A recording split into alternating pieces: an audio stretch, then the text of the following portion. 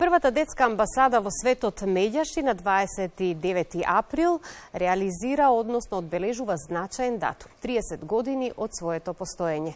Токму во наредните минути тема на нашиот разговор ќе биде одбележувањето на овој јубилеј, но и активностите реализирани за ова 3-децениско работење.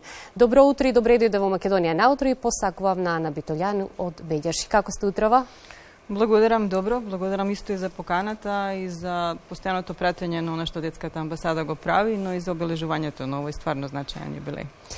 Медјаши е препознаена како водечка невладина организација која што ги застапува и промовира детските права и секако го руши зидот на молкот во однос на детските права поврзани со физичкото, сексуалното и економската злоупотреба на децата. На самиот почеток од нашиот разговор ќе дадеме еден краток вовед за мисијата, целите и визијата на Медјаши. Да, како што спомнавте, се врти околу децата. Нашата визија е нешто што долго време го промислувавме како да биде кратко, едноставно и разбирливо и базично е поправеден свет за секое дете. Так. И тоа е некоја централна идеја околу која сакаме и ние да работиме, но и да ги мобилизираме луѓето, институциите, сите наоколу да вложат напори и труд во остварување. Бидејќи се врти околу децата, базично предадени сме за заштита и застапување на детски права, поттикнување на одговорно родителство, вклучување на децата секаде каде што може во процесите на донесување одлуки. Работиме доста и со училиштата и со образованието во тој некаков образовен аспект, се залагаме за мировно образование, така да некако сите оние сфери различни кои што ја креираат целината на остварување, односно како детските права можат подобро да се остваруваат, тоа е некоја наша предаденост и цел. Едно од најзначајните истакнувања во мисијата на Медјаши е дека сите идеали на светот се побезначајни од солзите на едно дете, што е навистина така. Да, сакаме да подсетиме дека кога ќе размислиме у суштина секој од нас индивидуално, впрочем, една повреда што би значила, една солза непотребна што би значила, впрочем, доаѓаме до тоа од каде се црпи енергијата и од каде можеме да бараме да се работи повеќе и подобро од ова што е. Децата се оние на кои што им должиме и заштита и добро обкружување и да израснат во вистински убави луѓе. И се она што го критикуваме околу децата, у суштина што сметаме дека не е во ред кај нив, е наша одговорност. Ние сме заслужни зашто не сме направиле средина во која што тие би можеле поубаво да растат. Работите на најразлични програми кои се долгорочни, но и програми со кои што се реагира во моментот кога е потребно да се помогне. Јас би започнала со она што е најактуелно, последиците од економската криза која што имаме и во земјава, но и на глобално ниво, покачување на цените на основните прехранбени производи кои што ранливите категории на семејства, па и децата од тие семејства особено го чувствуваат. Како помагате во овие услови?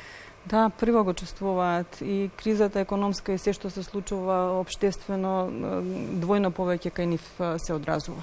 Тоа се види и во ковидот, се гледа и денеска негде и секој вид на помош, да кажам, колку год да се зголемува е се уште малечок, бидејќи не е направена системска поддршка која што би возможила тие семејства и деца да живеат подобро. Како што спомнавте, дел од нашите активности се врзани за програмите кои што ги изведуваме. Ова што го работиме се адхок реакции, кога препознаваме дека нешто треба и е потребно, па се чувствуваме повикани, односно не можеме да одмолчиме на тоа што се случува. За време на ковидот, добар дел од средствата, се што можевме направивме да се пренаменат средства за да се дистрибуира храна и средства за хигиена на семејства на кои што е потребно. Тоа беше особено предизвик, како самото собирање, така и дистрибуцијата, да се запази никој да не биде загрозен. За жал, постојано има потреба од таков вид на помош и на терен сме цело време, да не кажам секојдневно. Имаме случаи кои што се јавуваат кај нас, кои што ги детектираме самите дека им е потребен тој вид на помош и поддршка и ги дистрибуираме тие пакети што ги спомнав со храна и хигиенски средства. Сега сме исто и во фаза на обид да ја мобилизираме заедницата дополнително, па имаме на првата краудинг платформа во Македонија и крауд простор каде што може да се донира макар и најминимална сума средства 50-100 денара, исто како што ќе биде и на Копчето донира и на страната на Ало Бушавко, така што се обидуваме да направиме на што поголем број семејства постабилно преживување, да знаат дека ако добиле еднократна помош, дека тука нема да запре се додека не се најде начин како можат самите впрочем да се издржуваат себе си. Истовремено даваме и материјали за децата за училиште, подршки, имаше активности за донирање компјутери со Масит заедно и со АСК, така да се трудиме да препознаваме која е таа форма на директна помош што е потребна и ако можеме да ја обезбедиме.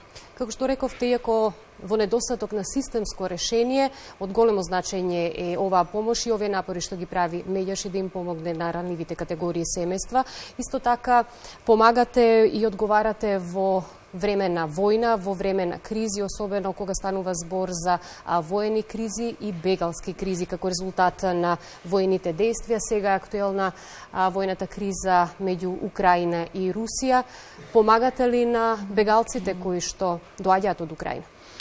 Бегалците се некако неизоставно е неразделен дел и врзан за Меѓаши. Ние така и настанавме негде како одговор на бегалската криза и на случувањата со војната во Босна. И одговаравме на сите кризи кои што во меѓувреме се случува и на Косово и на внатрешно раселените лица во Македонија и негде се трудиме да бидеме будни. Што се однесува до Украина, не погодува многу што сме повторно во војна и во нешто што сметавме дека на овој начин нема шанса да се случи во денешно време. Осим тоа што објавуваме, изјавуваме солидарност, се обидуваме да гледаме каде можеме да помогнеме, тоа во моментов не е толку едноставно. Меѓутоа, објавивме на нашите страни за исчезнатите деца во Европа сите броеви што се може да се направи, како да се пратат децата кои што заминуваат во Украина, подобро да се помогне во нивно поврзување или во нивно наоѓање. Со наставниот кадар кој што е вклучен во нашата програма збориме што би бил мировен одговор на Украина, како да се гради мир во непосредно присуство на војна и како да се избегнат политичките превирања за кого сме. Нас не спречува да хуманитарно делуваме во овој миг и да поише и помогнеме со хуманитарна помош на Украина, токму таа заплетканост во политичките релации денеска. Се обидуваме да најдеме начини да, како со децата, да се разговара за војната воопшто. Децата ги интересира војната и имаат потреба со возрастните да предискутираат за целата несигурност која што се случува во моментот. Така што би рекла дека посредно делуваме на партнерска организација со која што соработувавме, ги ставивме на располагање како вработените во Меѓаши, така и волонтерите доколку се јави потреба да ги пратиме бегалците на децата бегалци на граница или да заговараме за застапување на нивни права во Македонија, меѓутоа се уште од тоа нема потреба. И се надеваме дека нема да има. Меѓутоа доколку се случи, тука сме. Овде веќе ни се наметнува да споменеме и програмата за мировно образование. Што опфаќа оваа програма? Сакаме едно малку поинакво образование, да образованието кое што до сега е во многу фокусирано на оно што е репродуцирање на знање, да се навратиме на основните вредности на мир, на ненасилство, на солидарност, на емпатија.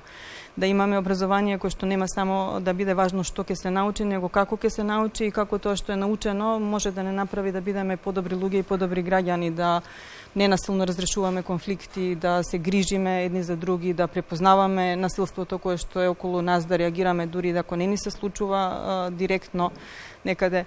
Да ги просто врземе наставниците кои што се заинтересирани и природно имаат интерес и го работат тоа независно во еден систем кој што е предаден и препознаен и се повеќе важен во светот денеска. Така да, како одговор на село што се случува во светот, токму за јакнување на силите преку мировно образование би бил поттик за градење на поинаков свет. Иако сите најмалку се надевавме дека ќе имаме воена криза како што ова во меѓу Русија и Украина, сепак програмата за мировно образование се покажа како неминовна. И кога говориме за детските права, исто така неминовно и детското учество во донесување одлуки, особено ова се однесува на нивното учество во образованието и образовниот процес.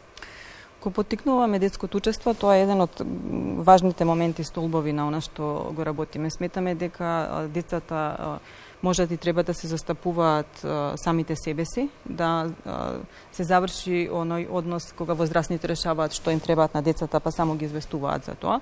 За се што е релевантно и што е важно за нив, да можат на соодветен начин да го кажат своето мислење. Дали се однесува тоа на школа и процесите однесување на одлуки во самите училишта, или, например, имаме добар пример со општина Аеродром, каде што децата сами укажа околу тоа што им недостасува и што им е добро таму каде што живеат, или преку алтернативниот извештај за детски права, каде што децата укажуваат што они препознаваат, што им недостасува во училиштата, во местата каде што живеат, или кои права најчесто им се прекршувани и како ги препознаваат. А тоа исто така може да го прави и секоја организација на различни начини во самата своја работа. Повеќе да ги прашува околу програмите што ги изведува, или, например, имаме детски совет кој што на собранието во Меѓаши исто така дава свој осврт на работата. Негде да се чуе тој глас поавтентично и директно изворно од самите деца. Мораме да ја споменеме и добро познатата SOS линија, отворената телефонска линија за деца и млади. Ќе потенцирам дека и за време на пандемија не прекина да функционира и сега, и во време на криза, и во понормални времиња во кои што живееме. И оно што сакам да го истакнам дека извештајот за 2021 година за работата на SOS телефонот кој што честопати звонеше и се јавуваа деца и млади, како генерална забелешка се наведува малиот број на деца кои ве контактирале, што пак значи дека неопходно е да се работи на охрабрување на децата и на младите да се јават, да се информираат или пак да пријават некакво прекршување на нивното право. Како ги охрабруваат? Што се превзема во врска со тоа? Токму така поголем број на возрастни се јавуваат и тоа сакаме да го смениме и да го доближиме до децата и младите, и промената на SOS телефонот во Ало Бушавко е еден од начините. Така што на веб страната на Ало Бушавко се направени повеќе различни начини на кои што децата можат да контактираат со волонтерите и волонтерките.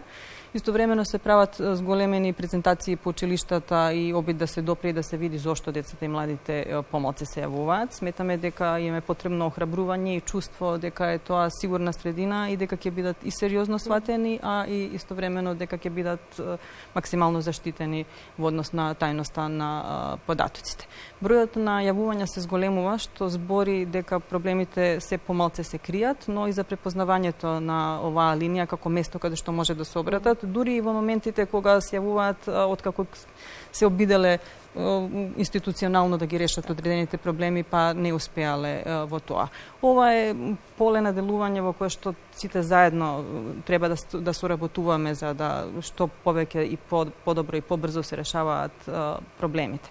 Така што телефонот ќе биде и сите други форми ќе бидат достапни. Имаме нов зголемен тим на волонтери и волонтерки од различни возрасти, различни профили, кои што со голема љубов и предаденост стварно се постојано достапни. Сега, бидејќи споменавме и на почетокот, во текот на разговорот, дека постои недостаток на системско решавање на одредени проблеми со кои што се соочуваат децата, успевате ли да им помогнете на оние деца и млади кои што ќе се јават на SOS телефонот со одредени проблеми? Во зависност од проблемите, се трудиме да не даваме лажни надежи околу тоа дека самото јавување се ќе реши. Меѓутоа, некогаш е потребно и доволно само да се може и да се има доволно време да се обрати на некој проблем. Некој пат тоа е момент за здружена заедничка акција која што ќе резултира со некои промени, дури и законски решенија или обид за такво системско решение. Меѓутоа, пред се би рекла дека е на некој начин охрабрување, дека проблемите треба да се изнесуваат и дека заеднички се зголемуваат шансите за тоа решение. А истовремено да не се праќа крива порака и слика дека автоматски ќе се решат. Ние би сакале тие да се решаваат и во поголем број и побрзо, меѓутоа добар дел од нив навистина бара здружени напори и системски решенија. На крајот од разговорот ќе напоменем уште еднаш дека во тек се подготовките за одбележување на големиот јубилеј, 30 години, 3 децении активна работа на првата детска амбасада Меѓаши. Како течат подготовките? Ќе биде ли големо одбележување на јубилејот? Да, ќе биде големо одбележување. обележување и имавме потреба сите да направиме нешто според интересите и според она што сметаме дека е важно. Има голем број на гласови и активности кои што успеавме да ги вклопиме. Ке имаме недела на одбележување со различни настани, дискусии, работилници, презентации, промоции, еден централен настан кој што ќе биде на 28 вечерта, кај што ќе има и аукција. Спремаме и монографија за овие 30 години, каде што ќе можат на едно место. Импозантно е што се е сработено негде, меѓутоа важно ни е да може често и посветено да бидеме, да се подсетиме и самите себе си и јавноста околу све она што е направено во изминативе 30 години. Негде и како символично заокружување и подготовка за следната фаза, следните 5 години, меѓутоа и како разновидноста од се она што Меѓаши го прави.